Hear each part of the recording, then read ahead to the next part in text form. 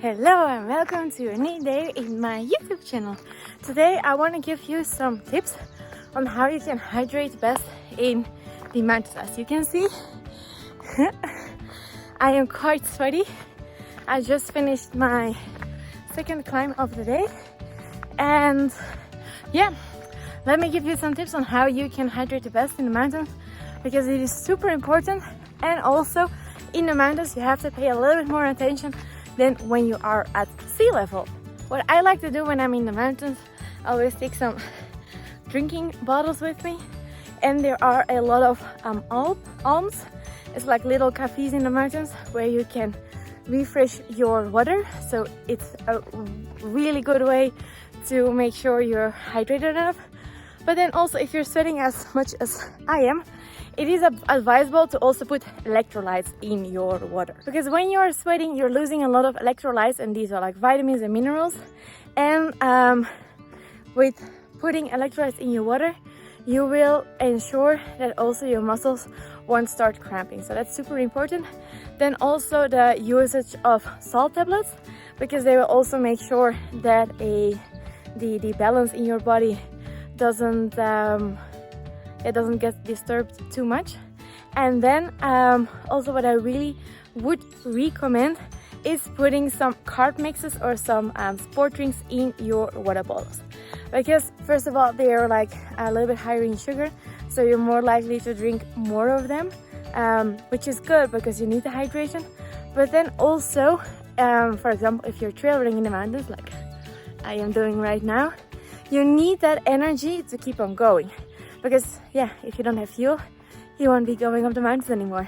So putting some carbs in your water can really help you to get in enough of enough of carbs during the day. Another great way to see if you are drinking enough is to monitor the color of your urine. The lighter it is, the better hydrated you are, so that means you're doing a good job.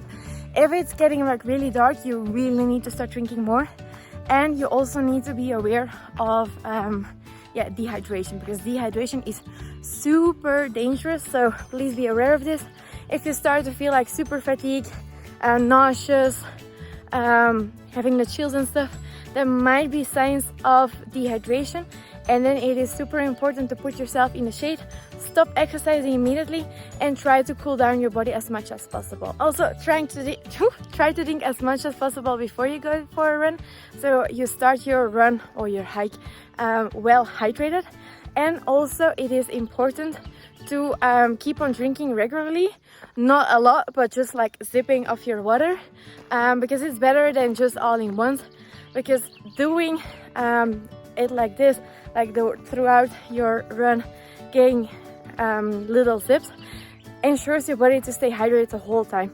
But if you're only going for like a big amount of water or soda or whatever at once, that means you will only be hydrated at that specific moment, and you want to be well hydrated throughout the day, right? Also, if possible, try to adjust your running route a little bit, so you're more like in the forest like I'm here, then really without any kind of shades or stuff.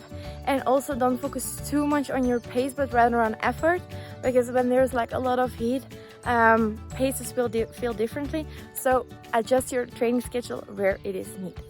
So these are my top hydration tips. I hope you like them.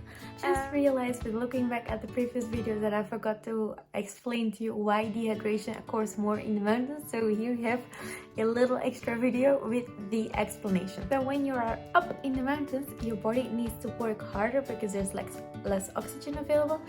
So because your body has to work harder, you will start sweating more. And yeah, if you're sweating more, you're just losing more water, so hydration. And that's also why dehydration occurs more at higher elevation than when you are at sea level. So it's no higher science or anything. It's just the more your body needs to work, the more likely you will start to be sweating, so the more you will have to drink. There is like one kind of rule of thumb that they say, like for every 1,000 meter you go up, so if you are living at 1,000 meter of elevation, then you will have to drink 1 liter more than you would do usually. See you in a next video. Ciao!